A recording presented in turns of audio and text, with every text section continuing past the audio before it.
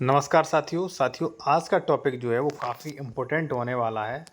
आज आप लोग जानेंगे कि आपकी ज़मीन पर अगर कोई कब्ज़ा संबंधी अवैध कब्ज़ा संबंधी कोई गतिविधि अगर ऐसा कोई विवाद हो रहा है तो 100% उस विवाद को आप सॉर्ट आउट कर सकते हैं एग्जीक्यूटिव कार्रवाई से। देखिए वैसे तो कोर्ट कचहरी में जो आप रेगुलर सूट डालते हैं साथियों तो उसमें तो काफ़ी टाइम लग जाता है, लेकिन मैं आपको थोड़ा सरल प्रक्रिया बताऊंगा, एग्जीक्यूटिव प्रक्रिया बताऊंगा, क्योंकि लोगों को जानकारी नहीं होती है और कई बार तो उनके एडवोकेट्स को भी जानकारी नहीं होती। और दूसरी बात यह है, अगर जानकारी होती भी है तो पूर्णतः जानकारी ना होने के कारण लोगों का नुकसान हो जाता है। तो कुल मिला के अगर आपकी ज़मीन पर कोई अवैध कब्जा हो रहा है, कोई शांति भंग हो रही है, तो ऐसी कंडीशन में आप कैसे उस कब्जे को हटवा सकते हैं या कैसे उस मामले को सॉर्ट आउट कर सकते हैं। देखिए यहाँ पे एक आदेश भी हुआ है कि निर्देश दिया जाता है कि 24 घंटे के अंदर प्रश्नगत भूमि को खाली कर दें, ठीक है, अन्यथा बाध्य होकर आपके विरुद्ध कानूनी कार्रवाई किया जाएगा। ठीक है, तो उन्होंने आदेश दे दिया, ज़मीन खाली हो गई। तो चलिए मैं आपको बताता हूँ साथियों, और मैं आपसे कहूँगा अगर आप किसी भी मैटर पर कानूनी सलाह लेना चाह रहे हैं विशेषज्ञ द्वारा, या आप मान लीजिए इसका एप्लीकेशन पीडीएफ लेना चाहते हैं, तो हमारा कॉन्टैक्ट नंबर वीडियो के डिस्क्रिप्शन में मिल जाएगा। आप लोग बार बार जो है कमेंट्स में ना मांगें, ठीक है। अब देखिए साथियों, हमने इसका फॉर्मेट भी दिया गया है कि 145 दंड प्रक्रिया संहिता में कैसे कार्रवाई करें, उसका पूरा फॉर्मेट दिया गया है। फॉर्मेट समझने से पहले आप थोड़ा इस धारा को समझिए साथियों।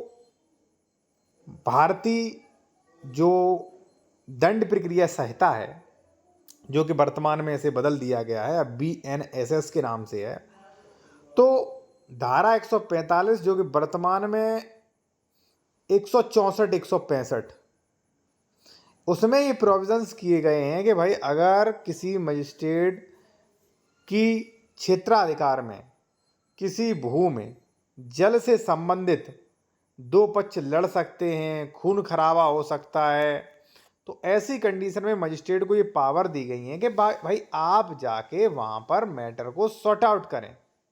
ठीक है, ध्यान रहे वहां शांति ना भंग होने दें।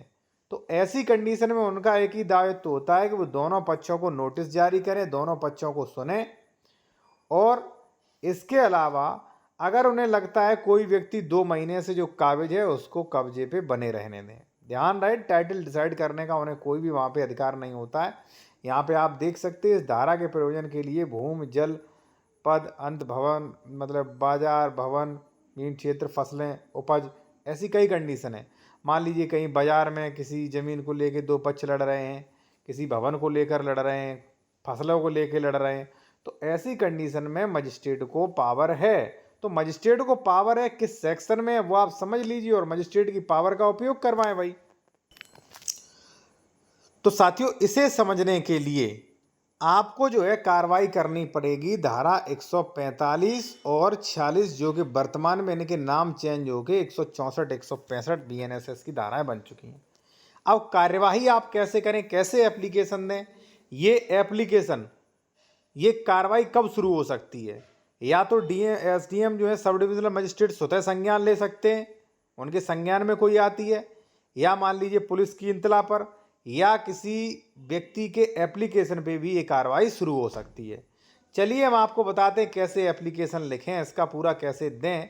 कई बार तो देखिए ऐसा होता है कि एडवोकेट्स को जानकारी नहीं होती, उनके क्लाइंट की, जो भी मान लीजिए बेचारा प्रार्थी है, उसकी ज़मीन ही कुर्की कर दी जाती है। मैं बताना चाहूँगा कि ज़मीन कुर्की करने से पहले 145 की सभी प्रक्रियाओं को कर लेना चाहिए। अगर 145 की प्रक्रियाओं से जो भी मान लीजिए कानूनी कार्रवाई है उससे ये लगता है कि इस जमीन की कुर्की होना और रिसीवर को नियुक्त करना अनिवार्य है, तभी कुर्की की जानी चाहिए। चलिए मैं आपको बताता हूं। उससे पहले मैं आपसे कहूंगा साथियों, जो लोग जूनियर एडवोकेट हैं वो हमारा कोर्ट ड्राफ्टिंग एवं नियम ई-बुक भी ले सकते हैं। इसमें आपको अवैध कब्जा निर्माण रुकवाने हेतु, दाखिल खारिज रुकवाने हेतु, कब्जा हटवाने हेतु, सरकारी जमीन से कब्जा हटवाने हेतु, सीमांकन संशोधन, बंटवारा, घोषणात्मक वाद, RTI, कैविएट, वसीयत, प्रॉपर्टी, सारे इसमें आपको PDF मिलेंगे, प्रारूप मिलेंगे और नियम भी मिलेंगे। तो कानून की जानकारी आपकी बहुत बढ़ जाएगी। लेना है तो स्क्रीनशॉट ले सकते हैं, व्हाट्सएप पे मैसेज कर सकते हैं। अब देखिए साथियों इसमें क्या है, न्यायालय श्री, मान लीजिए सिटी मजिस्ट्रेट है तो सिटी मजिस्ट्रेट को, उपजिला मजिस्ट्रेट है तो उपजिला मजिस्ट्रेट को आप दे सकते हैं। प्रार्थना पत्र संख्या यहाँ पे मत डालिए, वर्ष डाल सकते हैं, यहाँ पे अपना मतलब नाम, जो भी वादी है, प्रतिवादी का नाम, प्रार्थना पत्र अंतर्गत धारा 145 दंड प्रक्रिया संहिता, और इस तरीके से आप प्रार्थना पत्र लिख सकते हैं। देखिए यहाँ पे संदर्भ, उपरोक्त संदर्भ में निवेदन है कि प्रार्थी मोहल्ला खानीपुर, थाना कोतवाली, जिला गोरखपुर में बाप दादों के जमाने से रहता चला आ रहा था। प्रार्थी की दुकान खूनीपुर थाना, देखिए काल्पनिक नाम है, जिला गोरखपुर में स्थित है, जिसमें प्रार्थी बिना हक किसी रोक टोक के कारोबार करता चला आ रहा था। उक्त दुकान हम प्रार्थी को जरिए हिवानामा मान लीजिए दिनांक 20/5/1988 में मिली थी। बाबत नंबर मुकदमा ये जो है अदालत दीवानी में दाखिल किया गया था, जो प्रार्थी की डिक्री विवादित हुआ। मकान में तना मालिक व काबिज हम प्रार्थी ही रह रहे हैं और विपक्षी इस संपत्ति के कोई वास्ता है सरोकार नहीं है, फिर भी वह बदनीयत से जबरदस्ती और हम प्रार्थी की दुकान को कब्जा करने की नीयत से अपने मेली मिलने जुलने वालों की मदद से किसी भी वक्त दुकान में हस्तक्षेप, लड़ाई झगड़ा, फसाद करने के लिए आतुर हैं। विपक्षी जालसाज फरेब किस्म के आदमी हैं। हम प्रार्थी को नुकसान पहुंचाने की नीयत से हम प्रार्थी के कारोबार में अड़चन और धमकी दे रहा है, जिसके कारण मौके पर लड़ाई झगड़ा, फसाद हो सकता है और मौके पर जो है संज्ञेय अपराध हो सकता है। इसकी संभावना पैदा हो गई है, किसी भी समय संगीन वारदात हो सकती है। ऐसी सूरत में दुकान को जब्त किया जाना न्यायहित में जरूरी है। अतः प्रार्थना है कि दुकान विवादित को धारा 145 फौजदारी के तहत जब्त एकदम इसकी कुर्की की जाए। अब देखिए साथियों, इन्होंने कुर्की की डिमांड की है, लेकिन मैं कहूँगा अगर मान लीजिए आप उस पर काबिज है तो कुर्की की डिमांड क्यों करें? आप 145 की डिमांड करें, दूसरे पक्ष को रोका जाए। ठीक है, अगर आपकी ज़मीन पे कब्जा हुआ है तो आपका कब्जा दिलाया जाए, और ये उनका कर्तव्य है। 145-46 में 145-46 की कार्रवाई काफ़ी बड़ी है। मैं एडवोकेट से कहूँगा अगर आपको ये कार्रवाई करनी है तो इसके सभी सबसेक्शन अच्छे से पढ़ना चाहिए, जिससे जो है आप अपने क्लाइंट को बेहतर न्याय दिला सकें।